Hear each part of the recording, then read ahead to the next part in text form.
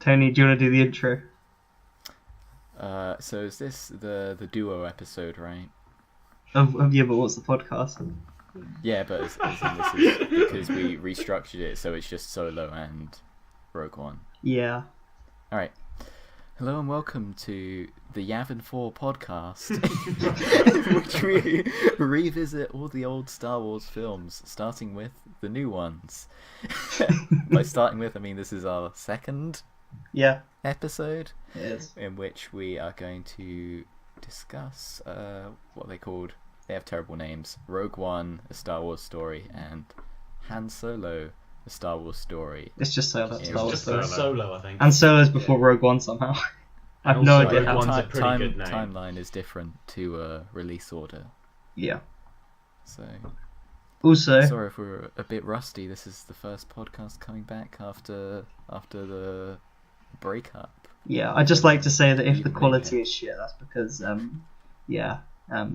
things have changed slightly, and some of the episodes we pre-recorded, so you won't be able to tell. But yeah, it's pretty bad if it now. Sounds like we're in different time zones. It's because no one can clap sync. Tell you what, should we try it one last time just now? Mid-episode. In the Mid-episode, yeah. Well, if we get it right this time, then we can just disregard everything we've done before and start from that's all yeah. going to be cut out. Just but we won't. There's going to be 3 different clap syncs that are all like out of sync with each other, so you're never going to get it like to make sense. Okay, well, how about this? How about we do the clap sync one more time? If we get it right, we have it at the end of the episode. No, all we need to do is end the podcast at exactly the same time. Yeah. And so all our recordings are the same length. Alright. We're actually in the podcast now, so can we? Yeah, that's actually... Sorry, a little bit of behind the scenes for you there. Yeah. So, also, this is completely unrelated to Star Wars, but because we pre-recorded a few episodes before this, I'd just like to say that rest in peace Telltale Games. Yeah. Yeah, just like to put that out there. They totally screwed over all their employees. Yeah. There's no, like, good employee protection laws in America, apparently. Also, what happened to Telltales? Why are they no longer? They just laid off all their cast. I say cast, Staff. all their development team, apart from like 25 people, which they used to ship out episode 4 of season 3 of The Walking Dead. Right? Season. You got the wrong way around. Season 4. I think it's episode 3. season 4, isn't it? Because that's what they're on right now. Yeah. Anyway, they just ran on a skeleton crew for a bit and then pretty much folded, I want to say, and messed over a whole bunch of people. So use #TelltaleJobs if for some reason you run a games development studio and want to hire people. Anyway. Yeah. Also, one tiny. Okay, this is the last bit about me before we start, I swear. So, no one's going to notice this because no one listens, but this is actually going out where an Animedia should be going out. That's because we're going to be doing. Have I been dropped? Music Mates on the 25th and Star Wars Marathon on the 21st, and Animedia's going to come back next year. Don't worry. It's just we have to all be in the same room to do Animedia, and that is not going to happen for a while. So we're postponing it. It's on hold. We're too far away from each other. Yeah, when we're all together, we'll just like pre-record loads of Animedias. And it's going to be really bad because something really big is going to happen, like a nuclear bomb's going to go off in like half the episodes. We're just not going to acknowledge it. Or we have a faulty SD card. What, on your end? Yes. I mean, we use the Audacity now, so... No, we don't need SD cards. Oh, there's so many problems. How far into this are we already without even like mentioning Star Wars? 5 minutes and 54 seconds. Holy crap! I think you and like, I might actually be in like perfect sync because when you said that, we were at 5:54. Yeah. We probably did click. Anyway, like 2 minutes of that is failed clap syncs. Yeah. Yep. So 3 minutes of that. We all the failed clap syncs are going in, guys. The best So part are you is going no to matter include how all well of the you clap edit, syncs? it will always sound bad because we just didn't time it right at all. There needs to be something visual we do with it as well because, God, going by audio, there's too much for delay. Are you going to include all of the clap syncs and us talking about the clap syncs? Yeah. Shall we just do the podcast? I want to talk about clap syncs. It's more interesting than Solo: A Star Wars Story. Ethan, Come on. Okay, You know those that films was a you good saw? segue. That was a good Time to segue. talk about them. Solo: A Star Wars Story came out in 2018. Wow, this is the first thing that came out in 2018 we were reviewing on the show. If only there was a shit. special podcast reviewing the best film that came out in 2018. Hang on, didn't we review Downsizing before this? No? Wasn't that like 2 years ago? No, that was definitely this year. Yeah. It just feels like it was that long ago. Yeah. The thing is, like, we don't normally review things that we're going to do in other shows, but I can guarantee, without question, that Solo: A Star Wars Story will not be on the top 20 films of 2018. It's just not going to happen, is it? Just a mourning silence there. Yeah. I'm sorry, guys. I really wanted it to be good. It just wasn't very good. Wasn't very good, but I mean, we'll see. Are we gonna talk about what it is? Or Yeah. Go into Can our I thoughts? do the intro? Please? Yeah. Introduce. Yeah. the Have idea Harry of what ask us Star if we've Wars seen is. the film, for starters. Everyone here has seen the film at least once. I've not Yeah. seen it at all, Harry. I don't know Ethan, what I'm you still have. doing on this podcast. Stop playing up to the persona. We watched it together. We I wasn't talked there. about it afterwards. You think that was Ethan? Look. Harry? You've often said that ISS is shit me. You just don't remember it right. He was there instead of me. You just thought it was me. I love how that's just on a podcast now. Okay. You could always cut it out if you wanted. All Take right. out the clap Harry's syncs not as going to well. edit this. I'm just gonna upload my audio. Oh my god, that'd be amazing. All right. Can we talk about Solo? Yeah. So basically, what happened is that George Lucas That made is the the conceit prequels. of this show. We're starting with Solo. Yeah. Well, we'll start with this. Just George Lucas made the prequels, and they really sucked. And then Disney were interested in buying Star Wars off him, and he wouldn't do it unless he had like a bit of creative control. And eventually, they got it so he had no creative control, and they just gave him like more money, which is good. But one of the projects which convinced him to make it is that the original screenwriter of The Empire Strikes Back, well, his co-writer anyway, Gary Kazan, had written the script for a origin story of Han Solo. And he'd written it with a son. Was it Lawrence Kazan wrote it with John? I can't remember. But anyway, they wrote Solo: A Star Wars Story, and that was one of the first projects that was greenlit when George Lucas sold Lucasfilm to Disney. And basically, they got some really good directors in Phil Lord and Chris Miller to direct, the guys who were behind 21 Jump Street and the Lego Movie. And something went wrong. They got fired halfway through. Ron Howard came in, basically reshot about 80% of the film, and tried to salvage it. Yeah, and that's the production history of Solo, or some of the production history of Solo: Star Wars Story. And it explains a lot of the reasons why the film feels a bit soulless and flat, and like it was kind of rushed out. Anyway, that's what I think. You know your thoughts at least on the film. Yeah. But that's my thoughts about like what went on. I wasn't there. I didn't do it. That wasn't you. Wasn't me. Yeah. Yeah. So anyway, I feel like this podcast is basically just like a roundabout way of getting Tony to watch Star Wars. So Tony, what did you think? As the Alright, one so person who hadn't just seen to- this film until like Just yesterday. to describe it a bit on a surface level, the rough idea of it's that one sort of 4-minute scene from that one Indiana Jones film that explains all of what's his name?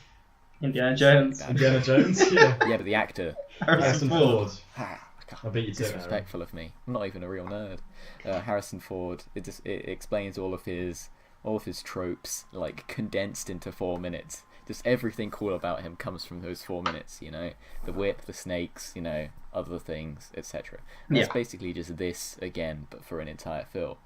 And it sort of is a space heist / western. Western. It's a Western. Which sounds cool. Yeah, it's definitely less fantasy than every other film in the series. And Because the next one's a fantasy film. it's Star Wars. And this one just sort of, I want to say it takes a more light-hearted tone. It's definitely tries to have some comedy thrown in there. And Does it? Oh, computer just died. Well, yeah, there are funny moments in Yeah. this. Do you not I think wanna it was say. trying to be edgy but failed a little bit? No, because it definitely was going to be a funny film because they had like the comedic directors and a Yeah, lot. you can It see, feels you can very. see remnants of that. You There's can a see, few like scenes where they Yeah, where and you can they tell sort of it's buried their the scenes corpse because of that. the lead actor has a different haircut. His hair's like twice as long in some scenes. And you're like, oh, okay, this is the original version of the film. Yeah. It's not as bad as Justice League in terms of the two films cut together to make it one film. Like, you can't see the kind of the lines where it's been sewn together quite as clearly, but it's still there. I think if this had a really rough sort of production history, then it definitely salvaged it pretty well. And like, you're never gonna get a sort of masterpiece out of such a sort of it is the most expensive turmoil. Star Wars film ever made, one of the most expensive films ever made. Yeah, it's because they basically made 2 films. Yeah. And only released 1. Instead of just taking a risk on one of them. Also, they decided to release it a lot earlier than they should have done, because they released it about halfway through the year instead of December, because they wanted to kind of test and see if they could release 2 Star Wars films a year, and they cannot. Yeah, that's a bit double dipping. Star Wars is not. Star Wars is not Marvel. MCU. It's not Marvel. Yeah, and I mean, I don't know. I think after we've also talked about Rogue One, we'll sort of go into a bit how this is sort of the franchising of the Star Wars universe, and whether that's a good or a bad thing. Well, Rogue One had similar production problems, but it somehow managed to be a lot better. I don't really know how. Yeah, I'll definitely say that to start us off, this is my least favourite of the Star Wars spin-offs, and it's only 2, so it's not like that's a massive detriment to it. Yeah. I will go on record to say that it's not a bad film. I started it and I'd come off seeing the other one, so I was a bit like, I don't know. So you watched Rogue One first? I watched Rogue One first. You broke it from the chronology. I know, because I was doing it release order, Harry. Even though. Okay. And you could have done the flashback order. Machete order, Ethan. Machete order. And I had Rogue One on Blu-ray, so that was easier to watch first. Yeah, and this one, I started it, and like within the first 5 minutes, something felt very, very prequels about this. Oh my god, the opening is horrible. AKA bad. Hang on. The first 20 minutes is genuinely bad. If you're about to talk about the acting quality, okay, you can save that for when I talk about what I dislike. It's everything. It's the acting. It's the lighting. It's like really dark. You can't see what's going on. The special effects just don't look finished. And like it starts with like Blade Runner-esque text. Yeah. It's really weird.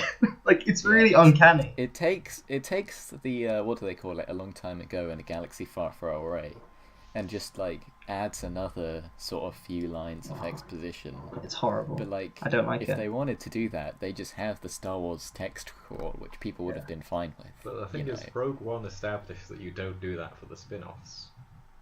Yeah.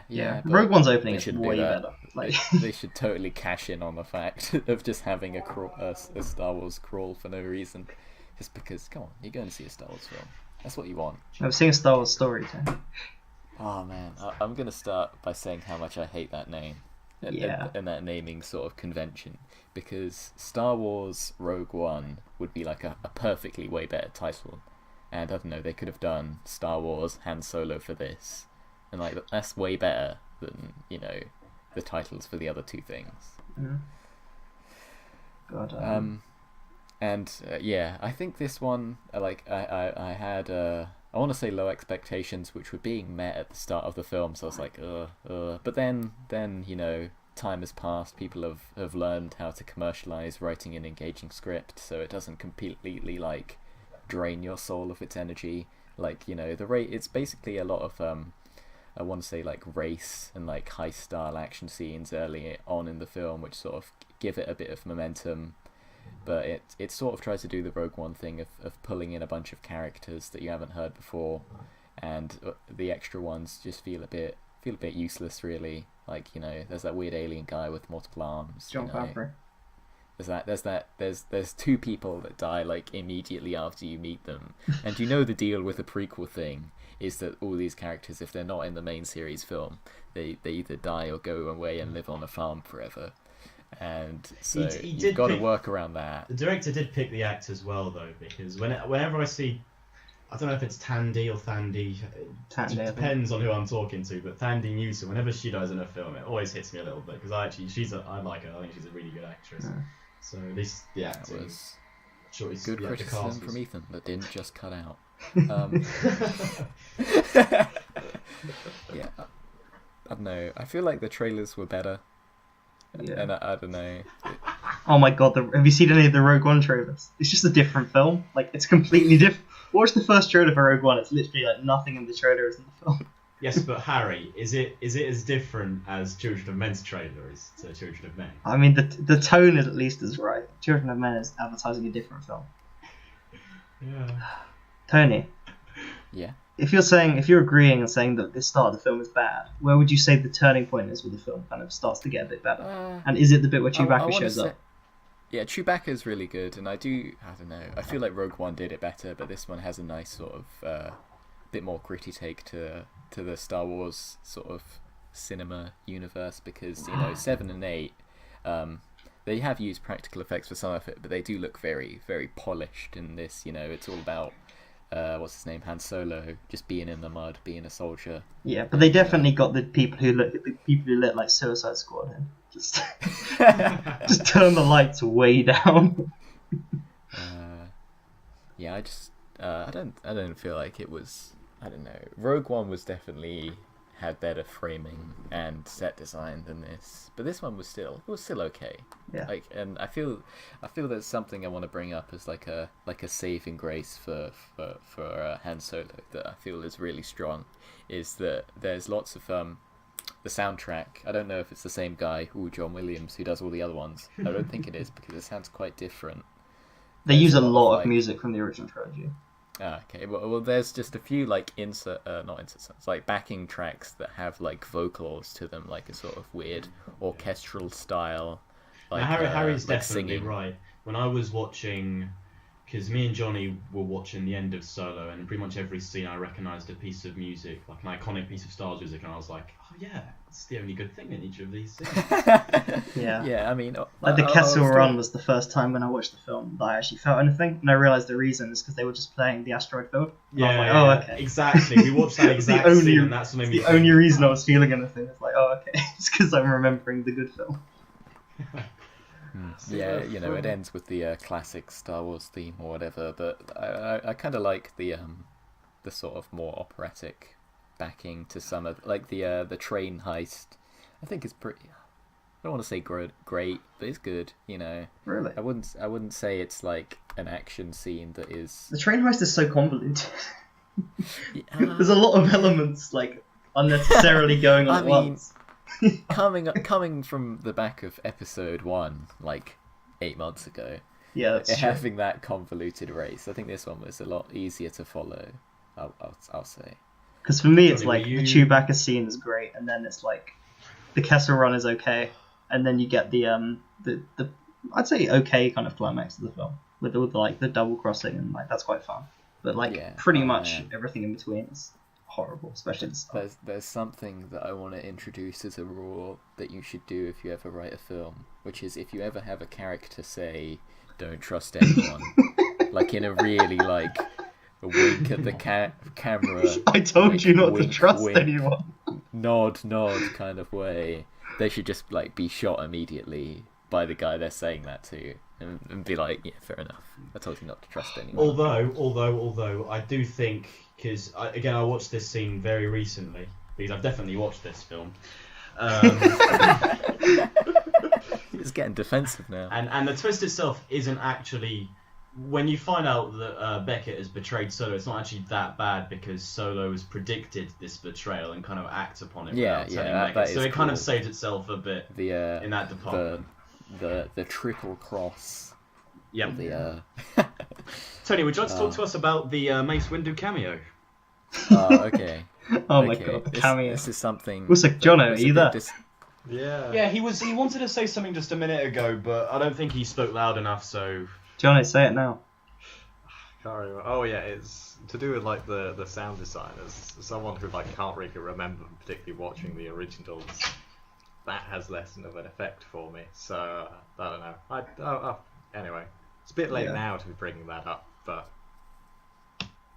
I think if I was gonna ask anyone, this would probably be Ethan because he's pretty got the best memory. But like for me, when I watch Rogue One, it feels like the original trilogy. Ethan, for you, does this feel like the original trilogy at all? Like in its style and anything? Does this feel like the original trilogy, Ethan? No, not at all. I mean, I've often said that the original trilogy is pretty much where my love for the Star Wars franchise begins and ends. I think that's partly to do with the fact that, like so many people, I grew up watching the originals, and I even thought the prequels were good for quite a long time, and I watched them again and realised that everyone was right, they're not very good at all. But, so, the few things I like about Solo are... actually, I think there's only one thing I really like about it. I like that every now and then there's a sort of a spaghetti western Sergio Leone inspired shot in there that I really like, where someone's reaching down for their gun in a pretty tense moment. They're good. They certainly have that sort of... Yeah, exactly. I mean, it works with the fact that it's like a space western, isn't it? So, exactly. It brings in sort of influences from other genres, which I quite like. I think they're welded in quite well too. That's what I like about the spin-offs is their different style in them and sort of different genres, which is why I do actually like Solo. I think it's interesting approaching the Star Wars universe from a different direction. Yeah, because come on, the idea of a space/western/heist film, like tiny slash comedy, is like a great idea. Yeah, but it's not well executed. They almost yeah, but I don't know. I feel like enough of the execution comes through to be like, it's not a waste of your time. It feels. I definitely feel like this is the safest, the most bland version of this script possible. And there is definitely there is very easily a version of this film which is a lot funnier and a lot more risky. And a lot different. Maybe it wouldn't full on play it safe. And it would be a lot. Made Star Wars Thor Ragnarok with a setup like this, and it would have been incredible. But I don't know. I like L3, but I feel like there are moments where, like, as you were saying, with the script going through so many revisions, that there's almost like a mismatch.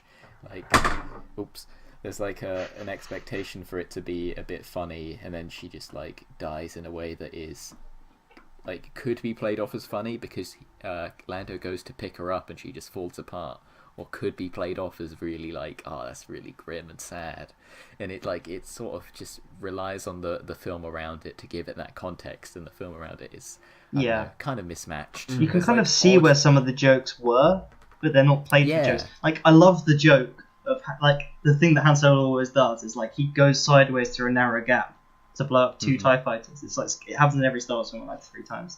And the fact that this film decided to give that an origin story, where it's like him going narrowly through a gap. That's so funny, but the film just doesn't play it for comedy at all. I think that there were too many moments in this film where they were trying to explain things in the original trilogy. I mean, Tony already mentioned that this film kind of exists to show the source and the origin of so many gags. It's a checklist. Star Wars films. It does sort of feel like that, but I don't know. You say you see the jokes, and this has enough of the relics of a comedy script in it to be quite funny at some times. I don't think it's a comedy. I think it's definitely like it's a bland script. Whatever it used to be, there are jokes in it occasionally, quips if you might call them, where like the one where that L3 is talking to Kira, and she's talking about like, Lando, he wants me, but it would never work out. And Kira just said, how would that work? She says, it works, and it cuts away. And I feel like that's, I don't know, maybe they try to like almost edit it out by not playing it up, but the way it's like really almost subtle and throwaway just makes it really funny to me. Yeah, I think the fact that, like, what frustrates me as well is the fact that you've got Phoebe Waller-Bridge, who's like a fantastic writer, Donald Glover, who's also a fantastic writer, and you've got Jon Favreau's in the cast, who's a brilliant director, and you've got all these great creative people. And the film was originally going to be a bit more improvisational, and like it's so bland. Like, you can tell that like the 1 or 2 L3 jokes were just Phoebe Waller-Bridge perhaps like improvising. But also, I don't think that character particularly works because like it's a weird kind of, is it like a straw man for like SJWs, or is it like? I don't think so. I mean, you could come into it and see like, oh, this is PC culture gone mad, invading the Star Wars universe. But I feel like it's but I don't think it is that. I think it's like making a joke out of that kind of thing. I don't know. I feel like it just exists as a character motivation to give that one sort of droid a bit more differentiation, because they always have, you know, the comedy relief robot. Yeah, every and one of Star them Wars is film. really good in another Star Wars Yeah. story.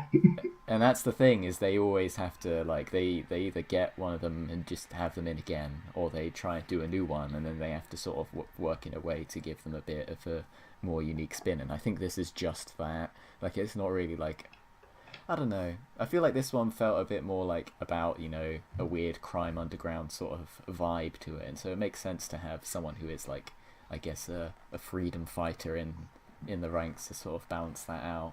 What did you think of the villain then? If it's coming from The villain, Vision. yeah, Vision. I think he's quite good. I mean, I think his voice is good, and the character, you don't see much of him, but I like the fight with him at the end. And he feels pretty intimidating. He has a great, I want to say, makeup on. Maybe it's just an effect for the scars on his face. Makes him look quite imposing. I think the actor just has that on his face. No, that's the last part. Yeah, Paul Bettany's permanently been scarred. We don't know how it kind of got there, but they just worked it into the story. They have to get Vision, right, who is a robot, and they have to paint a human face on, and then paint the scars on, and that's how they do it. Stop something facing. Something else I wanted. Can you imagine if that was also in this one? It's like he gets stabbed, and it's like, the knife stopped me from facing. Also, I just like to say this is really very funny. The bit where the guard goes Han Solo. He should say Han Loser or something. What, just give him like a really lame name? What would be the point of that? That would be funny. That would have been funny. Because it's meant to. Because it's like the worst moment in the film, and you can so easily turn it into like a subverting the audience. No, I think it's okay. It's horrible. I think the pause, like, ugh. I hate it. Yeah, I feel like on it a has second it's like, viewing. that's where the name comes from, at least. I don't Oh. know. I feel like that Imperial sort of crossing the border wall, you know. It's a bit insensitive, oh well. Where they've got the Imperial March theme playing in that advert. That's pretty funny. Yeah, no, on a second watching, because I wasn't sure if it would work the first time, but I feel the timing is really good, like the second time around. I actually really like that moment, and I just enjoy that whole little bit for how it like gives a third dimension to these random Imperials like working desk jobs, basically. It was very Humanises interesting. Nazis. Ah, don't give us that. Yeah, I'm joking. They are bad guys, but Yeah, they are. I don't know. It's just a bit of papers please thrown in, which you would like, where a boarding agent gets bribed. No, it's fun. I like the Imperial March thing. It's just all that opening scene. I can't see what's going on. Just turn some lights on. Give Emilia Clarke some acting lessons. Right, the other thing that I wanted to mention, because I've only talked about how it's a spaghetti western in the Star Wars universe so far, is that not so much the cast, but the acting in this film is really, really strange, because the quality of it shifts quite a lot. So I've got no problem with the cast. I think all actors in this film are ones that I all really like, to be honest. Yeah. But you start off, what's she called? Emilia Clarke, right? Her performance in the first 15 minutes is one of the most fake, non-genuine, just really stiff performances I've ever seen. But the next time you see her, it's like she's learned how to act. It's like the director has just placed Stanislavski's entire collection of volumes in front of her. She's read through them and she just knows how to act now. She's really good when you come back. You could point it out as it's actually just part of the character. So initially she is just using Han, but she's like as early days per manipulation. Like later on, as part of Crimson Dawn, she's managed to really like harness her ability to seem more genuine in those moments. So you could say it's actually a character development. Okay, you could say that, but I also don't think there's enough substance. I don't think that this film is smart enough to think on that kind of wavelength. I think what it is the lighting change. Because on Corellia, things are really dark, and then in like every other bit, especially with her scenes, it's a lot brighter. No, I'm not sure, because I think when we see her again, just the posture that she has, the pose that she has, it for some reason, for me, it just speaks a lot more volume, and her character seems a lot more I'll say there. is, Ethan, is when it's in like the sort of more rich sort of setting where it's that expensive ship, and like you also see Lando later on in like that gambling ring, whatever it's called. It's the costume design is really good. Like they will have those fancy clothes on, and he just jumps on. Also, All those capes. Two other things, right? You mentioned a second ago, Paul Bettany. I think his performance in this film is fantastic. I think he is definitely the best thing in this film, character-wise. I think the dialogue is written really well for him. He comes off very sinister in a lot of things that he does and says. He's very good. When you first get introduced to him as well, it's a really, really good scene when he kills that guy, isn't it? Yeah, I do like Paul Bettany as well. He's great. Yeah, Paul Bettany's a pretty good actor. But playing a Star Wars villain is like the easiest job in the world. Like, it's so easy. Well, he reminds me of Frank from Blue Velvet. Oh, yeah, no, I see that. Although you can't compare that, because Dennis Hopper in Blue Velvet is one of the best performances of a villain I've ever seen. I don't think many people can top him in that film. So I wouldn't say Paul Bettany was quite there, but I know what you mean. There are a lot of similarities in the way they kind of do that whole. I don't know. Would you cast Paul Bettany in this film as someone who has, like, you know, psychotic kind of tendencies? Do you think he has that sort of feel to him? Yeah. I'd say he does, definitely in this. Just like the opening, where the first scene you see of him is just having stabbed someone, like takes it back and then he just goes, "Oh, I always get worked up at parties," or whatever. He's got some line like that. It's just so. He's quite terrifying. I do really like the back and forth of like using bargaining chips and like sort of intimidating and persuading like back and forth as like an idea for this film. Yeah. Also, one more thing, right? Adding to the fact that the acting in this film is very, very strange, especially with Donald Glover. This is my point. You've stolen her. No. If you remember this correctly, this is what actually happened. When we came out of the cinema that one time. Ethan, you haven't seen this film. All right, no, go on. This one. We came out and you said that, and then I finished off your sentence when we were talking about it. Yes, Donald Glover was initially trying to bring his own sort of thing into this role, which kind of made Lando Calrissian a bit more interesting. And then in the second scene, from there to the end of the film, he was just doing a Billy D. Williams impression, wasn't he? Yeah, it's really obvious. Like, so yeah, the first scene, he's completely different, and then he just starts doing, "I'm Billy D. Williams." Like, I don't like it, but I accept it. Yeah, exactly. We both picked up. I like that scene though. Where his cut gets cut down from 25 to 20.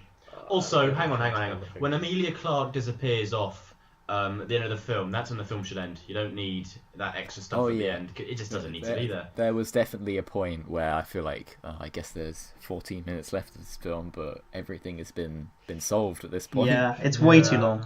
Rogue One as well, like, the fact that these are meant to be like the little in-between ones, and they're like over 2 hours, both of them. And the fucking original trilogy are all on like 2 hours, or like 2 hours and 5 minutes. Like, come on. Inflation. Films are too long.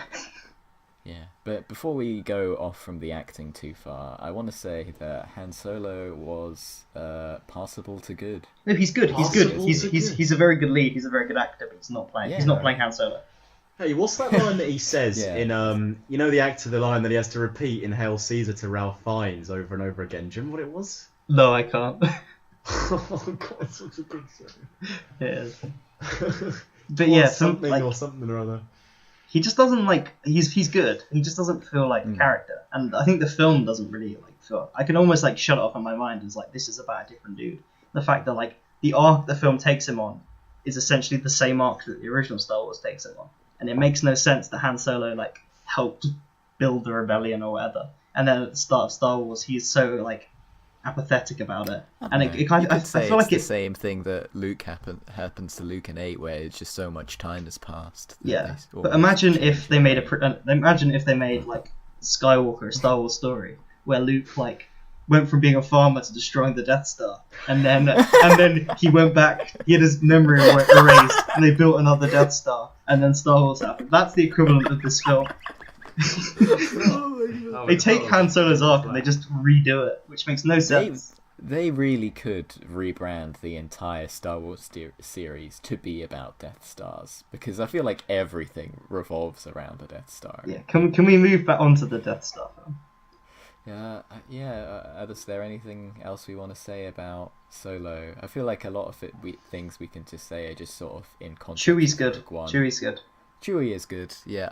I like the guy that plays Chewie now. He's good.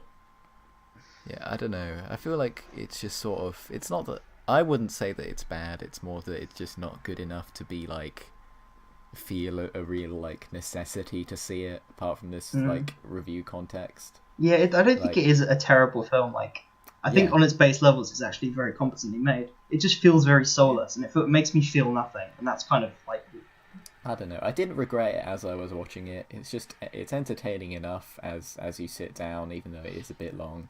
It just as has been a theme. There's sort of this weird mismatch of tone, where although it's got a solid idea, I'm not really sure if it It's got a lot of solid ideas. It doesn't really execute on any one of them sort of strong enoughly, other than the sort of back and forth bargaining of deals, which I do like. Coming off the back of The Last Jedi, it feels a lot like it feels very weak. Yeah, Very yeah, weak. I don't know. I like that it feels that it is not just. I don't know. It doesn't feel like any other Star Wars movie. I'll say that because it's more about sort of crime and all that. So it does do that uniquely. Can we talk about Darth Maul? Oh, Darth Maul. Okay. It just. I don't know. I quite like that. Yeah, I don't know. It just feels like, aside from the fact that, Clone Wars aside, that it makes sense that he's there for some reason, which the general public will not know.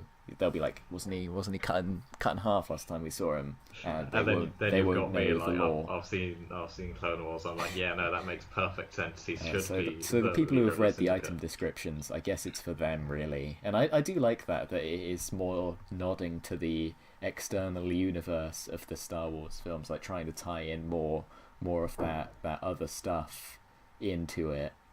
But it does feel like at that moment it's like, hey, you know who's cool? Darth Maul. Yeah, but the whole film is just like making references to Han Solo's past. Yeah, So I'm like, why but I not don't make know. it more interesting? At least in this, it feels like enough of just an origin story. You know, it's just like, this is how Han Solo became Han Solo, and it is a bit. I don't know. It is a bit predictable in that sense that it just shows you Han Solo learning all his cool Han Solo things. Yeah, like no, getting his Darth blaster. Maul didn't need to be in there. It felt like he was in there because the ending needed some sort of like big shock, crazy reveal, and they were just like, oh, who's a Star Wars character who's evil and who we can just plonk in a chair and put on a hologram in front of Amelia Clark? Oh, Darth Maul, yeah. Oh, well, won't that be weird for the people who have just seen all of the Star Wars films and haven't seen the Clone Wars? Yeah, that might be a little bit weird, but fuck it, let's do it anyway. I don't know, but You know, in the original script, it was just a character called the Boss, and then like they had a big list of people who could be the boss. Nass! Can you imagine if it was Boss Nass? Can you imagine that twist? You know what I would prefer? You know what I would prefer? I would prefer if it was an early version of Snoke, like if it was Snoke when he was young. You know, I'd prefer that to Darth Maul. That would actually be a really good idea. Yes, I think After so. 8 comes out and that everyone complains that Snoke got like no backstory, to put it in Solo. Yeah, but no one saw that Solo. would be really so... smart. Yeah, but alright, I don't know. The Darth Maul thing is like, if this film had been better and like would have led into more of like can't wait for Han Solo awakening Star Wars story. We know And that it's like- I haven't seen Clone Wars or others, but I know that Darth Maul has an ending in that show. So Yeah. it feels weird to bring him into the films. He Yeah, I don't sort know. of doesn't quite because of the That's where awkward ending. doesn't he get of killed? Clone Wars. Spoiler. Not in Clone Wars. In Rebels. He Yeah, does, he has an ending. Yeah, that's the problem. But then that would have been better addressed in an Obi-Wan spin-off film. Oh, please don't make that. Or if you make it like an Ewan 18. McGregor again, Harry. Please. Yeah, an 18. Recast as Chris Pratt. Make Reddit mad. Oh man. Also, the bit where Empress Nest takes her mask off, and it's like played just to be a big reveal. And it's really confusing. But in Is fairness, it just though, a random child? Yeah, I didn't know who that was. Who was that? That it's, woman. It's not a named character. Who It's is it? just the reveal is just you thought it was like an older either alien but like gruff man kind of thing because of the voice, but no, it's a young woman who's kind of been forced into this by circumstance, Yeah. which is the I kinda reveal. get that, It's but given the same feels- level of like musical levity as like I Am Your Father, though. It's just like Yeah, and it's just it almost would have made. I don't know. just like expecting it to have been someone else that was also in the film, but Yeah, like the well, film doesn't have I a would've- big or interesting enough cast for that. Would have been nice if it was someone from Rebels, which it possibly could have been, but yeah. I know you don't like appeasing those people. That, No, you I know, don't go mind watch it. more. I don't mind it. It just feels like a weird sort of like, if this is the more general audience part of it, I don't know, they sort of have to do more work. Like, if it's just a cool nod, then that's fine. It's like But if it's it's meant like, to be like a crux of the film, like, dun dun dun, it's this guy who's on your side now. You know, it's like if then the it could have been MCU more. had like a spin-off cartoon TV show with all the characters in it, and then they just like Sorry, put them I thought in if you in a said- it's like film. if the MCU crossed over with Star Wars. Could you imagine if the MCU had TV? I mean, it does, but it's got a lot of TV Oh, shows. Harry, guys, there's this incredible tweet I saw, and it's because the Star Wars universe is like canonically exists as films in the Marvel universe. If Nick Fury had ever seen the prequels, saw the Jedi Master with the purple lightsaber, forgetting all the names now, and just had the We'll save the MCU realization. pattern though. Yeah, guys, I'm planning on watching a fantastic film with Jonathan tonight. That's better than both of what we're doing here. So can we wrap up one of these? Because we talked about Solo for far too long now. It doesn't Fine. deserve all this time. We That's- should be talking about Rogue One for much longer. It's much better. Yeah. Okay. Jono, you start. Is this Solo. like ranking it? Wrapping Yeah. up Solo. Give it a score and then rank it. Right. So for score, I'll give it a 7. I think. Okay. And that already makes it your favourite of the Star Wars films. Yeah. Yeah. It's nowhere near prequels bad territory. No, not at all. I will say that it just feels way more. Although we do have our complaints with it, like tonally, and like it feels like it lacks any sort of like real reason to exist beyond being being hey, Han Solo, he's cool, right? Here's how he became Han Solo, etc., etc. That I guess it's just a product of Disney having $1 billion that they can just like remake something until it is a passable level of quality, even though it doesn't really have much sort of, I don't know, inspiration behind it. It's I don't know, passable. Yeah. That feels like an insult, but it's not a waste of time. It kind of is. It It was a waste of money. I don't. It cost a lot of money. Maybe if I had gone to see it though, I would have been like, yeah. But just watching it now, I'm like, yeah, it was a fine way to spend. It's a Netflix 2 film. hours. It's the kind of film they should be making on Disney should be making for their streaming service. Yeah, which they will get the rights to in like 8 years. Tony, listen, what you got to come to terms with is the fact that Harry doesn't like this film because it's secretly about the Iraq War, right? So if that just hadn't been part of it, then he would have loved it. We all know that. You cut out. Yeah, very you cut odd out. I didn't hear there. any of that. Okay, we'll just laugh and pretend that it was funny because it was hilarious. All right. Yo. Tony, give it a score, please. Oh man. Alright, I watched it and I don't know. I feel like I've sort of soured on it, like trying to think about it more, because it is just like, yeah, enjoying in the moment, and when you look back on it, there wasn't really much substance. And there were just a lot of moments that felt like really, really odd to me. There's just a moment where the turret gets blown up, and he's like, the turret got blown up, and I really hurt my thumbs. It's just like a joke that falls like so flat. You're like, what is this film trying to be? Even though it's like entertaining enough in the moment that you Tony, can sort what of are you talking ignore about? its flaws. There's a joke. That's And you like, hurt your thumbs? Yeah, no, it's something the character says when the turret gets blown up. He says, I thought this the was a turret just blew joke. up. Sorry, I thought this was like a line, and then you hurt your thumbs, and you're like, what is this trying to achieve? Sorry. Oh, God. Communication. Anyway, it just feels, I don't know. The more I try and think about it, the more I see holes in it. But if I don't think about it too much, then I'm like, yeah, it was alright. It's the best film so far, and I'm gonna, I don't know. It's hard. Do you want me to come back?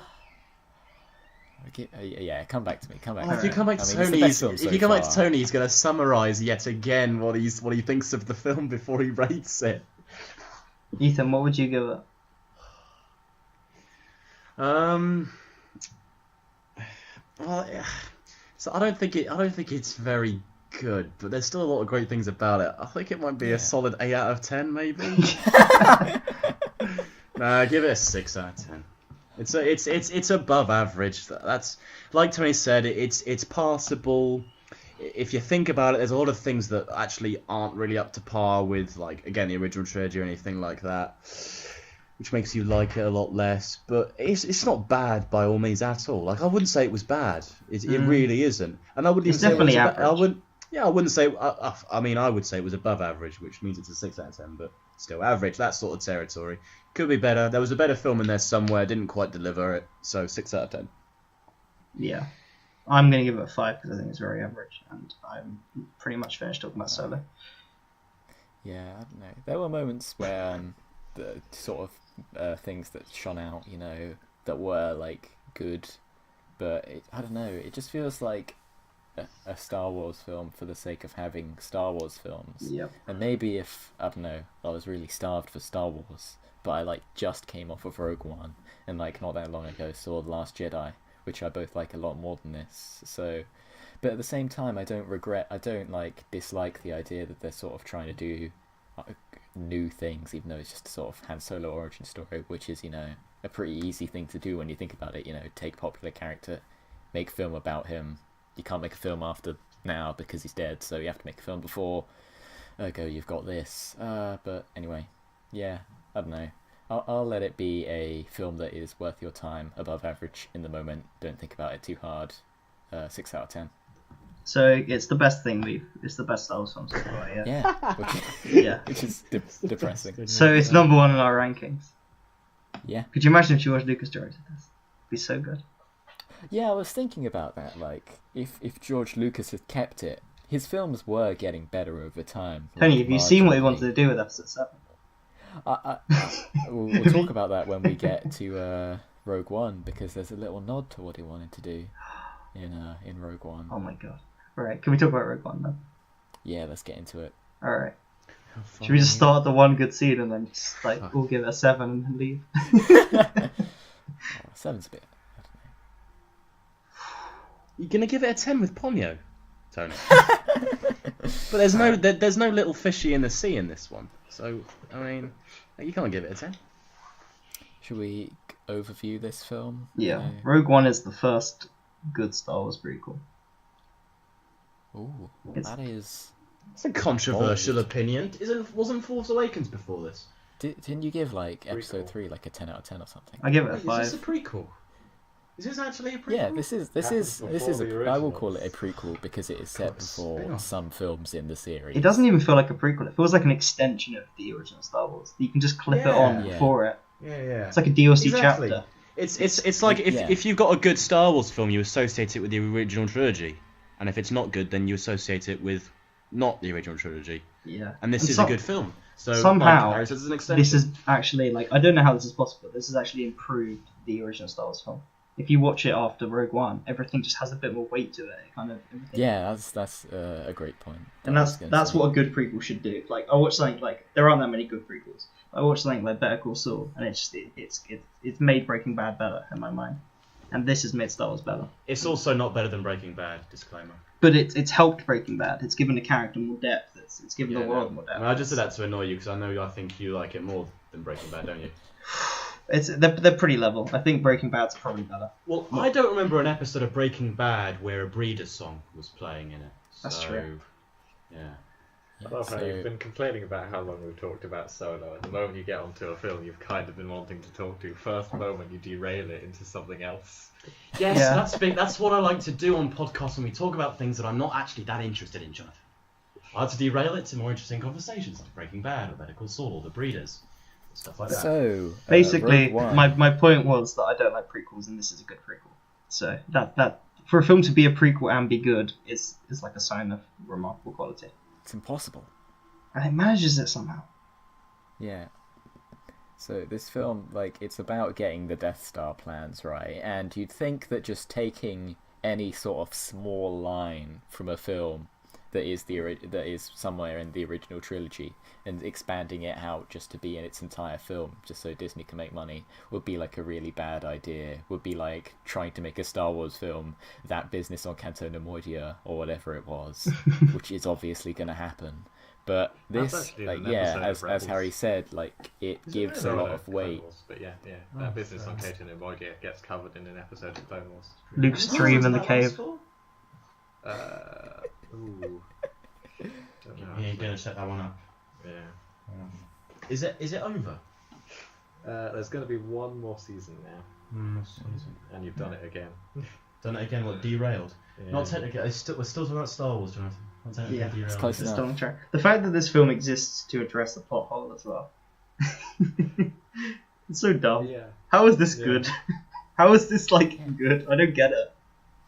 Yeah, I think they definitely struck gold, with this in a way, because you are right to say that it adds a lot of weight to the idea of getting the Death Star plans, which is The journey a it's big been deal on, in the especially original like trilogy. that scene everyone always goes on about when you see it, just those last few moments, and what should be the last shot of the film as well, with Vader looking on as the Death Star plans just leave. Oh, I quite like when you see it there. And that's a pretty Yeah. good shot. Especially since I'm- there's two things we're going to talk about. Yes. There's CG. You go on. CGI. Sorry. Sorry, yes. No, it's okay. It's okay. Go on. With the delay, CGI Peter Cushing, who looks bad, and de-aged Leia, who looks good. And I just want to Controversial point out opinion. that. I actually don't think the CGI is at all bad in this film. I think Peter Cushing they did a Ugh. pretty good job Yeah, with. no, I It's- think Peter Cushing has done I, it. I wouldn't say bad, but he does look really off for some reason. He looks- I he can't looks see good. why. He looks good really through the quickly, window. Have you seen the? He gets have you given seen like him in what he looks like in the original they're film? too confident in the tech. Yeah, that's the They're thing. giving him like Like, shots, for reverse me- shot. For me, it's just like, I guess this is done to get in an actor who is dead now and just have him in this film. And to me, I'm just like, I obviously haven't seen wouldn't know who the original guy is, so I don't really care enough to be like, if they really need this guy's face, they could have just gotten anyone to do it and have it not be jarring.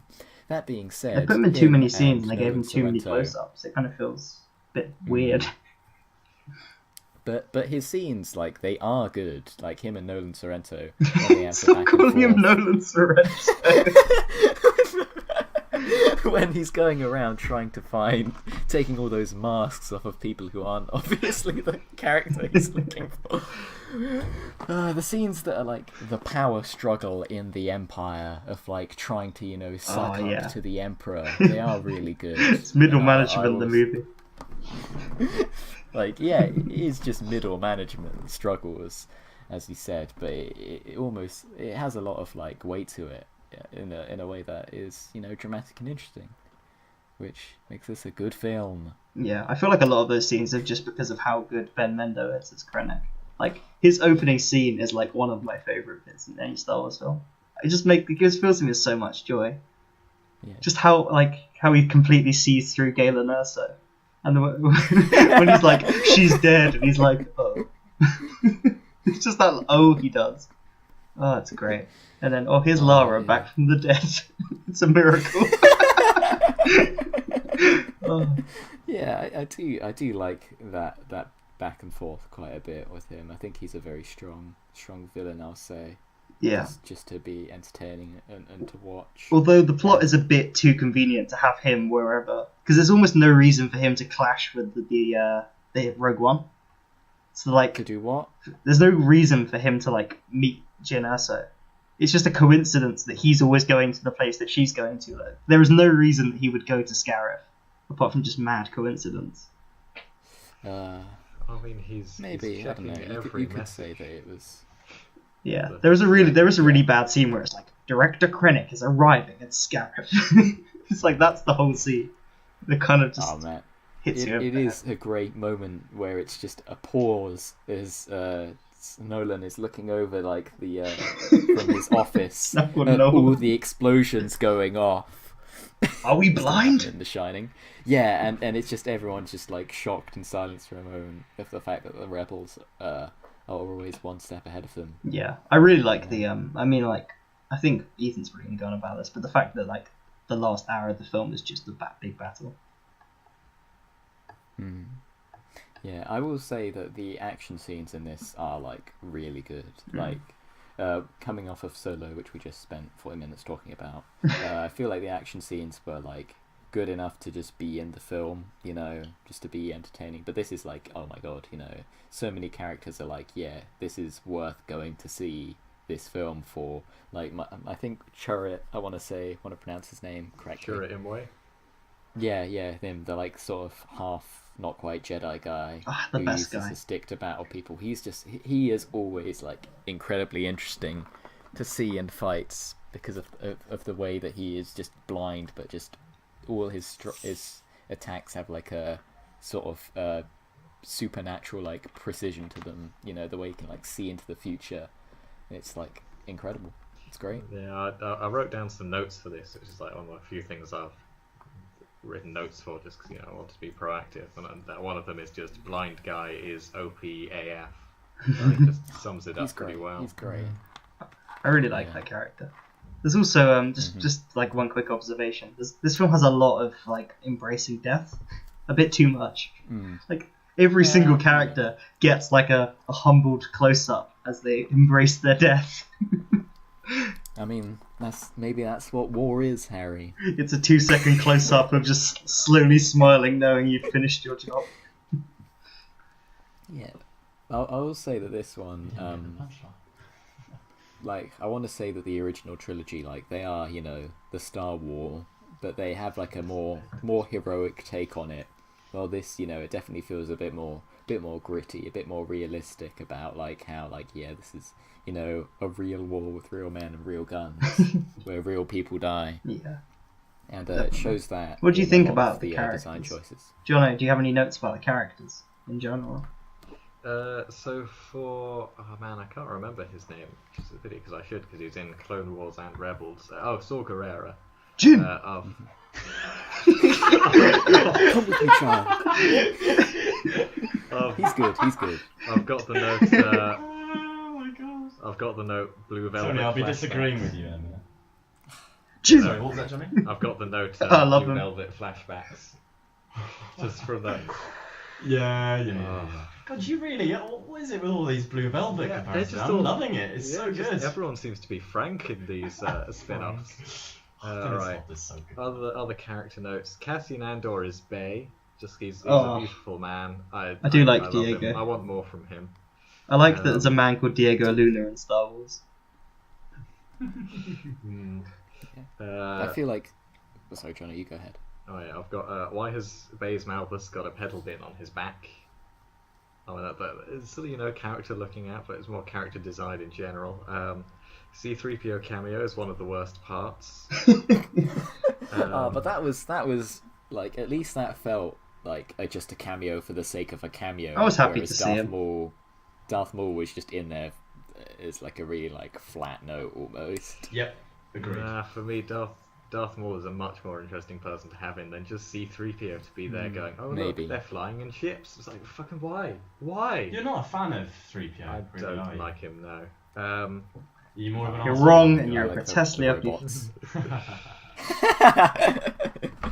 Right, I don't think I've got any particular notes about the characters really as such. What is she proposing? Was that one of your notes? Oh yes, yeah. So there's this just in the middle of the rebel meeting. It is properly a meme if you search up, what is she proposing? You get the video clip. It's just some person in the background. It's just, so funny. Says something that just goes, "What is she proposing?" And Let then her there's someone speak. else. Someone else who replies that. So there's like a Reddit board where people are talking about it, and I read some of the things, and they said actually it's a fair representation of what it's like in the what do you call it? The House of- Parliament building. House of Commons. The war room. But yeah. Hey, actually, separate note. Have you watched Doctor Strangelove yet? Not yet, but that'll be on later as part of the lead. I love how Ethan just doesn't want to be on this podcast. It's because he hasn't seen either of the films. It's like Marlon Brando. He's just going to go off into the jungle days on end. So for, I'll arrive on set completely fat, and my character would be the slimmest person of all time. all right. So I've also got some quotes. So we stand amongst my achievements, not yours. Which is a pretty great line. That's a good one. Yeah. Then Bit of acting. we've got here. Have you heard the rumours? T15 has been marked obsolete. Oh, I love that so much. So great. I've actually looked it up on Wikipedia just to see what a T15 is. No idea. Isn't it like idea. the blasters? Because in the original trilogy, when Obi-Wan's doing his stealth on the Death Star, you can hear two stormtroopers talking about like the new ones. It kind of like it's just there's so many little things. So I guess so it's the T17. Yeah, so it's because it's running up to the T17. In fairness, I didn't really read the article. I just looked at it, read the quote, and then didn't read any further. But yeah, no. So it is. Yeah, it's about how they're going to get the T17s. The blasters, aren't they? Yeah, they're blasters. So uncivilized. I've got Space Jimmy Smits, how he steps out of the shadows. Oh, yes, that's such a funny moment. I actually like his last line a lot. What is he that? goes to Alderaan. Oh no! No, when he I goes to trust get her with my Leia, he's life. like, "I'll trust her with my life." Yeah, that's a I good think line. possibly his actual last line is something he asks after Captain Antilles, just as he's walking off. So he gets name dropped and then actually shows up near the end. Let's see, have I got any other? I've got a random piece of trivia about why it's called Scarif. It's because the director, whose first name is Gareth, he went to a Starbucks and I think it was a Starbucks. Other coffee shops are available, so he was asked for his name to put his name on the cup. So he said Gareth anyway. And he comes to collect it, it just has Scarif written on it, and so he goes, "Fuck it, it can be a planet." But I just love there was some person there who heard the name Gareth, and then just went, "I think he said Scarif." Do you reckon that person watched the film and was like, "What the fuck?" Mind They blown. should have copyrighted that name that they made up. Yeah. Yeah. Actually, now might be a good time to bring it up. I don't know if you know this, but I've got a friend who lives very close to the director of one of the Star Wars films. I can't remember which one it is. I think it might be the new one. I think it's the one that's coming out. He lives right next door to him. It's fantastic. J.J. Abrams. Didn't know he lived in Cookham. Colin Farrell. Alright. Just been doxed. You know the Alright, I do want to talk about the film, but there's so much great trivia. Like the fact that in the Battle of Scarif, they found old video that was unused from Red and Gold Leader on the Death Star run in the original Star Wars. So in that battle, you just have the characters who are going to go on to destroy the Death Star just there, and they've restored it so you can't even tell. It's That is really cool. it's so cool. There's so many little details in that battle that are Yeah. just incredible. God, the film is just the last hour, and there's a few good jokes to set that up. Yeah, I don't know. I feel like the last hour was almost a bit too long, which is a bit too weird saying the last hour. For me, was when gonna be an hour long, I like anyway. Galen Erso, but when he dies, the film starts. Yeah, I don't know. I like the setup to that. You go to that what they call it, Jeddah. I really like that sort of because a strength of Star Wars and this film in particular has always been great set design, and I feel like the start of the film, Jeddah, and the planet at the end are just great Iceland. examples of that. Iceland, yeah, exactly. Just filming on location. Just looks great. Yeah. But when you know what's coming and you rewatch the film, it definitely Yeah, it is a lot of unnecessary stuff to kind of get to that point. And that's probably because the film was much again like Solo. It was had a lot of rewrites, a lot of reshoots. They basically replaced the director, although the directing credit is still Gareth Evans in this one. They didn't do a Ron Howard, but yeah, I think it was a different film. I think it was a lot darker, and they kind of rewrote it. So Jin kind of has a very quick but very prominent arc of sudden going from being a rebel to Being a rebel. to being a I love rebel. that. I want to say that they cut the line from the trailer, which is Yeah. this is a rebellion. I rebel. yeah. Which is That good was for the trailer, such a but shit kind of garbage line. when you think about it. It's a rebellion, rebel. Oh, also, very quickly, I can't believe I'm saying this, but they need to recast Darth Vader because James Earl Jones sounded like he was on his deathbed.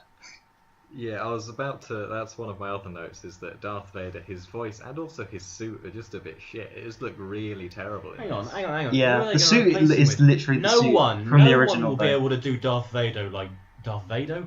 No one will be able to do Darth Vader like James Earl Jones does. No one will be able to do Just that put voice. a bucket on your head. It still wouldn't be right. It still just wouldn't be the same. They Yeah, need to I know, milk that but cow James as Earl long Jones- as he's alive.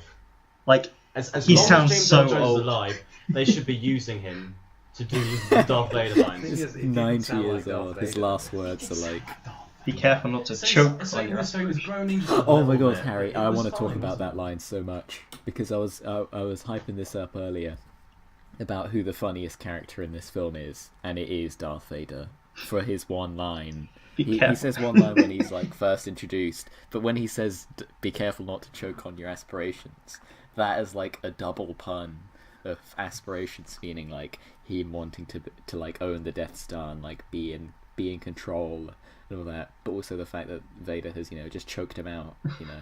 Like, Yeah, like I a really beast. like that line. Yeah, it's really funny because it's like Vader is like obviously the biggest like number one villain like in the history of the entire cinema, right? That he's such like a beast that he doesn't even need to but is he be Frank, but- like do anything imposing. He's just like, yeah, that's Vader, You can get out of the fucking bath and people will still go mental. yeah, Yeah, no, exactly. I didn't particularly like that line. I think I kind of did the first viewing, but the second viewing, it just, I don't know, Darth Vader in his entirety just fell off this film. He just didn't seem right. don't know. Which either At the means end, the film like- didn't do it right, or when I go and watch the originals, just Darth Vader will have been ruined for me. I don't No, it's know because what it is. it's because a lot of it comes down to the fact that Darth Vader is mainly iconic because of The Empire Strikes Back and his costume in that. And if you go back and when we watch the original film, you realise that Darth Vader's costume is exactly the same as it is in Rogue One. It's just a very shit costume. It's also the way it's been lit. Like, it does look odd. It does look a bit crap. Yeah, normally I want to say it's like more silhouetted. It's but this more is, kind like, of you it's could more probably chrome. This is like black. Yeah. It's nothing as before. It's like very reflective. Everything kind of the surfaces kind of bounce off it, and it gives it a This- more ominous vibe. This felt like you could see like, I don't know, the curve to it in like but normally it's just meant to be that weird sort of shape, really. It's a shit costume, and it's a bad scene with Vader, but then there's a very good scene that makes up for it. Yeah, I don't know. I feel like the ending scene, I'm gonna come out and say where he's chasing the like the card, the memory, the SD card, which has the Death Star plans. I feel like that might have been a bit overhyped for me. Maybe. Because like I saw it and I was like, oh, I don't know. I'm glad this definitely feels a lot better than in retrospect. Like looking at how they just threw Darth Maul in. Or this is like you get to see him, being a beast, using his force powers and all that. But Have you seen I the don't know, side by just- side where you watch that one and then you watch Darth Vader dueling Obi-Wan in the original film? I can imagine how that will look, but it's just the I don't know. I almost had the expectation that he would just kill the entire main cast of the film, just like Jin, all those people. Those are the people he would kill, and that would have been way better. Do you enjoy how Cassian gets cucked at the end? What happens? He just gets exploded. No, he gets cucked by Jim before he dies. I don't know. Was it? Are you talking about like how it's like almost romantic, like that subplot, or it's just they were being friends? I don't know. Yeah, she just kind of like friend zones him right at the end. She just like holds his hand. I was thinking. I don't know. I felt like it didn't need to be like a weird sort of romance. It just Yeah. felt, like Yeah, we're just 'cause- going to be obliterated by a space nuke, so might as well hug this one out. Yeah, it's Like I really liked, it's- because we were talking about the cast earlier. I feel like all of them have such a great chemistry. I feel like all of them are Yeah. good, but they don't really like grow during the film. Like they seem like Yeah. they're very good characters that are kind of just lumped together, and that works because it doesn't have because the Yeah. film's not about the individual. It's kind of about the spectacle, and it's about Yeah, it's literally just about like getting those Death Star plans, and it always feels like a desperate struggle to get them. And like they get them obviously because it's a prequel, but it always makes you like earn like every achievement. And there's so many great speeches in this that sort of hammer home that idea. there's the one where Jin's saying like we'll take the next chance and the next one until either we win or the day is done or whatever it is. Yeah. Or until we like run out of chances or whatever. And then Yeah, just yeah. everyone And the It's word really hope standing like there 1,000 times. going, "Ugh." No, I kind of like that they're sort of build. They have like almost theme, what they call like catchphrases throughout the Star Wars series. May the Force be with you, and rebellions are built on hope. I think it's really cool. I'm one with the Force is with me. I'm one with the Force. Yeah, that was a good Oh, one. that's such I like. I do like the everyone's last moments. I don't like their last moment, just because there's literally a bit where like unnamed black guy is gonna go out and pull the switch because he's just been told. He lasts less than a second. He barely pokes his head out from cover, dies immediately, and then just later, he casually walks up. He goes over. He flicks over the switch. I don't think you even see him get shot. Next thing you know, he's dying. Baze has run up, is beside him. Gets a good minute of like final words, and then they go and have like Baze's final moments where he shoots them. Yeah. It's just so jarring. It's because they were both saying like as they were always saying like I am one with the Force is with me as they like dodge bullets though. I feel. I really love the ridiculous odds stacked against. Like, there's so many like Yeah. things they have to do. It's ridiculous, Yeah, and it's like and, it's like the perfect amount of like overwhelming. Like, yeah. you know what I mean? It's not too overwhelming. There's always like Yeah, another thing. I mean, it is stressful. Like, there's a moment. This film is so well constructed because it always plays on like your worries, right? Because as I was watching it, like, there's a bit where he like tells someone to like go find the master switch as part of it, and I'm like, oh, that's so stressful. Like, I wouldn't even know what a master switch would look like, you know, just because you're properly immersed in that moment. And later on, someone asks like, hey, what does the master switch look like? And it's really good in the way that it's like cohesive like that. Do you wanna? You got more notes? Have I got more notes? Also, is Ethan still there? Has he just gone off Yeah, and watched yeah, a no, good he's- film? No, haven't Ethan's even fucked seen off this to watch a podcast. better film. Yeah, no, haven't got any other notes. Oh, apart from all the like Rebel Spec Ops die, because like Cassian Andor is like, all right, so I knew the main Rebellion Alliance wouldn't go, but here is like people I know who are the spies, saboteurs, and assassins of the Rebellion Alliance, and they're all the ones that get stuck in within the shield and then get blown up by the Death Star. So like all of the Rebel special, or at least a good chunk. You could say that it was like the elite fighting group, but it's more just the people who have regrets, you know, the people who are like, I don't know, have like a murky past to them, Yeah. and that's why they all like agreed to go on this suicide mission. Yeah, but Essentially. their Yeah. murky past is because they are like the assassins and like the special operatives, the one that kind of keep the Rebellion Alliance afloat. Yeah, but I don't know. But you could say that. But then, like, did they really do much of espionage and assassination in the original trilogy? Like, once they got the Death Star, Many Bothan spies died to get this information, Tony. Yeah, fair enough. I feel like of the rewrite, the biggest sufferer is Jin, because Cassian still gets to be like the dark kind of. He's like double edged. There's a bit more to him, whereas Jin feels a bit blander. I don't know. I was gonna bring up that I really like their conversation that they have, like after he comes back from not killing Galen Erso. Yeah.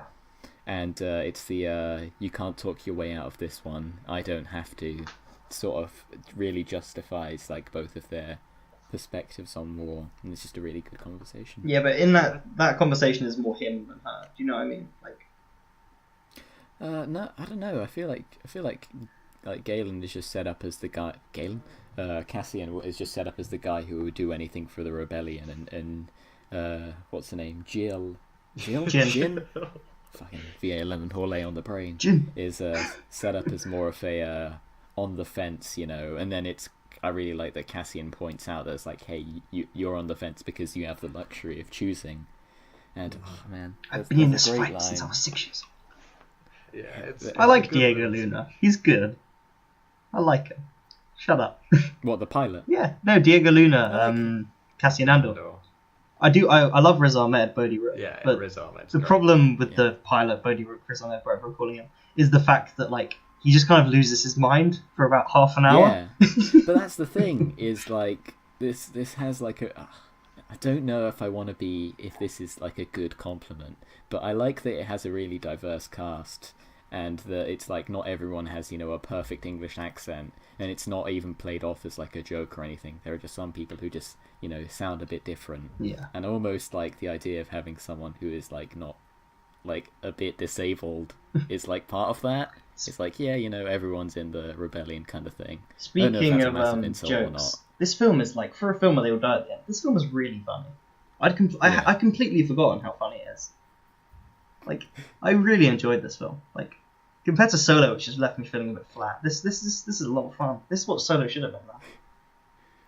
Yeah. Yeah, it's definitely. I don't know. They have a Boar Gullet you were talking about. As like, I don't know. It is like a really gritty war film. That I don't know. Maybe it's an artifact. And also, like, it does everything that's so. Whites. Cause, like, it's got all the gritty war stuff. It's great, and like the sad ending or whatever. But like the fact that like all the cameos and like the little references, like the fact that they bump into the guys in the cantina in the original Star Wars, just stupid little things like that like aren't overbearing. They're like split second you miss it. They kind of make it feel like it's kind of what these films should have been. It kind of feeds into the idea of a wider kind of universe of fucking Star Wars, which is a dumb concept and shouldn't be built with a universe. But Rogue One was a good first step following The Force Awakens. It was promising. It definitely I was like, oh, okay, they know what they're doing. And then Solo kind of, it just took a few steps backwards. And now they are slowing down production of these things, and it's probably a good idea. Yeah, I think slowing down is a better idea. Less Star Wars films. Hashtag stop making Star Wars films.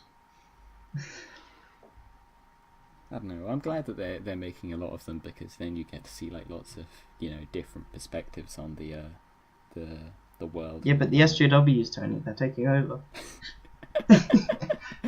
No, I like it. I like it. I don't know. I feel like it's a good thing. I don't know. I feel like the more you make, the less special it is. Yeah, I suppose that. I don't mind making these like spin-off ones, but like stop making like after 9. Stop. Don't make a 10 for like 10 years at least. If they left a long enough break, it would be fine. Yeah, I'm just like, we need to like, it's not like Marvel. There's not like these years of history like to like make. There's not all these like narratives and all these characters they can bring in. Star Wars is like, it's the most successful independent franchise of all time, and it's like, it's not an idea strong enough to build like 2 films a year on. You know what I mean? But there are actually like years of comic books and other stories and things that they have now just changed into legends. Yeah, but about 80% of those, Luke is like 35. Like, a lot of those were kind of sequels to the original trilogy, which like obviously they're not going to do because like all the original actors are like either dead or really old. So all they can really do is go backwards, and then George Lucas kind of fucked up the prequels. So there's like this little space in between where you can operate with them. Do you think they'll remake the prequels? No, don't. I feel like I don't want them to. I like that they exist. You like that they're bad? I like that. Yeah, I like that they exist. I like them for what they are. I like that Jimmy Smits turns up in this, and it's like, oh, there's a nod to the prequels. Have we exhausted our Star Wars spin-off chat? Yeah, pretty much. This has gone on for way too long. Yeah, I thought this would be a short podcast. I know, man. It's because we haven't done this in a while. Yeah, all the gears are slowly turning. I kind of want to hear what Ethan has to say. I think he's dead. Has he fallen asleep in this? Sure, I might have. He's now just lying on my bed, just eyes closed. Fair enough, man. Can't blame him. Who's gonna score first? I could go first. Yeah, set the bar. Sure. Alright, so just to summarise, I feel like this has a lot of strong points, and I'm glad that it adds more weight to the story behind the getting the Death Star plans. I feel that it does a lot of the Star Wars things that you'd expect really well, like set design, all the planets are great. I really like the new characters in this. I feel like the drama is good, but it's also quite funny at times. and I will say that I genuinely enjoyed it. So I'll give it an 8 out of 10. Nice. Bet in order Yeah. of being the best one so far. All right, I'm gonna go next then. So I think this is a very good film. I feel like there's obvious shortcomings in the fact that like it can't really like do anything. It can't take these characters beyond the end of the film. So it knows that with all these big cast of characters, it's got to kill them. And because of that, some character development is stunted.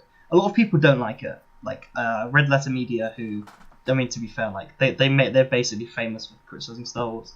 Their video on Rogue One is really funny, but they hated it, and I think a lot of people. It's kind of like you either like this or you like The Last Jedi. It seemed for ages, but I like this film. What are we, Harry? I mean, I like both. I like both, but I love The Last Jedi.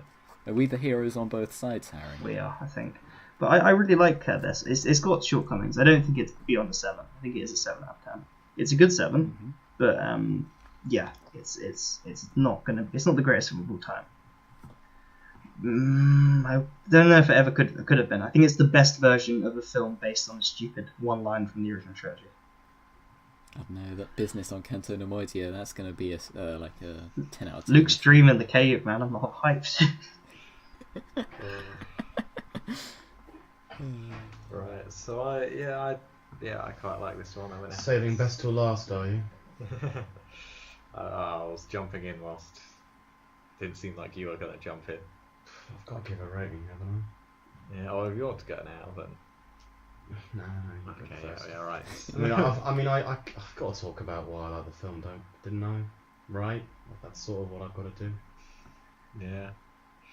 Right, so I do quite like the film, but there are bits that should detract from it, like the C-3PO cameo, and I don't like the cameo from, can't remember what their names are, but like Doctor something or other, but those people from the bar. That You like Solo, which is just the whole film full of that. No, I feel Solo like does it better, I'd say. I prefer it to be subtle. Well, the C-3PO one is obviously like it's easier to ignore. Yeah, you know what I mean. Solo has a lot more subtler ones than the C-3PO bit and the one from these two guys in the bar. It's the camera settles for way too long on those guys, and then they say like exactly the line from in the bar, and then like almost turn to the camera and wink, "Did you get it?" with Star Wars. But yeah, I don't know. Yeah, I'm also going to give it a 7, but it's sort of a low 7, and Is it better than Solo? I think in terms of an actual film, it probably is, but I prefer Solo. So in your ranking, you're having Solo My above it? ranking Solo is above this, yeah. Ooh. Ooh, Because interesting. controversial, probably, but yeah. Cool. The Kraken awakes. Are you the Moor, Ethan? Yeah. Bet no one remembers what the Moor is. Alright. Yeah, no, I know what more is. So far, this is, I think, my favourite Star Wars film that we've looked at anyway. You've been so enthusiastic in your analysis. Yeah, I know. Well, I mean, the It's a film you haven't seen. problem is, right, I have to apologise because I am so tired when it comes to Star Wars. I'm going to have to bring a duvet when it comes to the MCU because my performance is just going to be terrible. I do apologise. Ethan, in the next episode, we're doing like the good ones. Oh yeah, I feel like that's next. Yeah. That's See, he's energized now. Yeah, right. Okay, so the last half of the film is where its strong points are. However, I am a really big fan of the build-up. I think it's kind of like how you have like if the film is like a saucepan of boiling water, the first half of the film is what brings it to boil, and then it kind of just goes, right? So I like the way that everything's set up because you feel like it's reaching some conclusion that you definitely get, but it's after like an hour of some fantastic action sequences. Most notably, what makes the Saving Private Ryan half of the film really good is the fact that it's intercut with really, really good scenes of suspense and tension with Jin and Cassian. So you have moments where there's you know it's well, I say high stakes, they're both pretty high stakes, but moments where you have, you know, explosive violent action, and it's really quite well, it's just a war-torn area. And then Also, every the now space and then... battle going on at the same time. Oh yeah, Which we haven't mentioned. that's brilliant. It's the best space Mm. battle in It's 3 Star action Wars. films happening It's at so once. It's so good. It's the space battle. Radish. And one isn't even someone in a car. And yeah, and then you General get Radis. moments where Jyn Erso and Cassian are trying to reach the plans for Death Star. So I quite like the CGI. I think Peter Cushing's done well enough. I just don't have the eye. I think I've not always said it, but I've always thought that Tony has been someone who's really good at picking up on whether something looks good or aesthetically bad. I mean, it was your issue with Nirvana, right? But but the CGI looks fine to me. I don't mind James Earl Jones doing Darth Vader. I love his voice. I quite like the line where he says, "Be careful not to choke on your aspirations." Yeah. A lot of people said they weren't a fan of it. I thought it was really good. I thought it was a good quip. It was a good banter. It has the double-edged sword, like you say. I can accept it in the sort of extended universe where like Darth Vader was just really sad that Obi-Wan was beating him to all the puns, and so just like he's upping his punnage here. This is him like trying out his expanding. I don't like it. And, I don't agree with it, but I accept it. And then later, when he meets Ben Kenobi, and he's just like, now I am the master. It's like my punning, it's on top. But then Obi-Wan just goes, only a master of evil, Darth. And then Darth is just like The greatest he's Obi. done it again. Again. Yeah. So I can accept feel it like- in that, but context. I don't think Forrest Whitaker's good in this film at Jim. all. Most notably because everything that he says sounds like some really kind of like old wise man cliche that gets very boring really quickly. I mean, his performance in this is probably worse than his performance in Black Panther, and that says something because he's rubbish in that film. He's one of the It's worst. the same kind of character, isn't it? The wise old mentor. I mean, it's like they copy and pasted his character from, I don't know which of these came first. I imagine probably Rogue One came first, but they pretty much just took his character and put it in Black pretty Panther. much. It didn't work for either of those because it's just a boring, lazy cliche. He's a slightly better character in Rebels and Clone Wars. What, Saw Gerrera? Yeah, Yeah, he's interesting. I was like, I mean, he plays a better character in The Last King of Scotland, to be honest. Don't know why I did that. Yet another film I wish I was reviewing instead of... Anyway, so... I also... we can move on. Yeah. So the action sequence itself, the last hour, is brilliant, but it does, like you said, reach its pinnacle when Darth Vader properly gets involved, slaying those rebels down, trying to get the Death Star plans. I really like the last shot with Princess Leia. Honestly, I don't think there's more I can say or more that I can be bothered to say, so I'm just going to give it a 7 out of 10. It's the best one we've done so far. A lot of build up for that. Yeah. I want to review Looper, to be honest. I didn't really say much for Looper. I didn't say anything for Looper. I just said 7 out of 10. There's some really good things in it. Did you give it a 7? You have to... What, Looper? We all gave it a 7, Harry. Remember?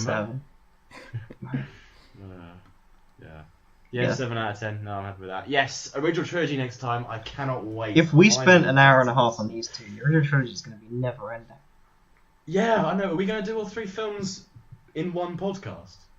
Aren't we just going to say, like, they're good? No, because we're doing my favourite film of all time, Tony. And we're doing one of the films that I have the most opinions on of all time as well. So, Oh my god. I'm really interested to see what you think about Return of the Jedi. It's so weird. It's so It is weird. Solid 8 out of 10, Harry. It's really good. I'm It's- not sure why you think it's... Ethan, when was the last time you went back to it? It's so weird. Don't tell me that I'm going to have a Temple of Doom reflex to this, okay? Like, to sum up in a word, well not a word, in a sentence, George Lucas wanted David Lynch to direct Return of the Jedi. Shut up. That is, yeah. You're lying to me. No, I'm not. That's not true. Yeah, David Lynch, Steven Surely Spielberg, loads of people, really famous directors turned it down. What? Yeah. What? David Lynch directing? That wouldn't work. That was like that would be if Tarantino directed the Lord of the Rings films. He wanted him to do it because Shall we wait till we're it's talking weird. about that film? No. I'll Yeah. tell you what. Should we try and do all 3 films now? It doesn't matter if Tony's not seen them. No, Sorry. because I haven't seen them. And unlike you, Ethan, I'm not going to do a podcast on films I haven't seen. Yeah. How do you want to do it? Do you want to do it so we watch one and then we'll record about it and then we'll watch the second and then we'll record about it? Or... So what? You want 3 different podcasts for No. each episode? It's one big no, podcast. that's But If it's... Should Tony, we decide this? schedules. Should we decide this off podcast? Let's Yeah. talk about it now. What I really want to be Yeah, is we awake. need to cut this down, guys, because I only have disk space remaining for I wanna recording watch the 20 Seventh hours Seal and 59 tonight. I'm just minutes. not going to be tired. I'm just going to be too tired for it. Guys, what do you think about Daniel playing with you? Oh fuck yes! Alright, okay, let's finish this.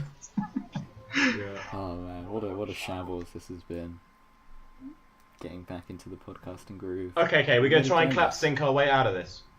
No. Alright. We're just gonna end it. Thank on you three, for Tony. listening. Tony on three. Goodbye. Tony on three. Tony on three. Alright, 3, 2, 1, Jin! end.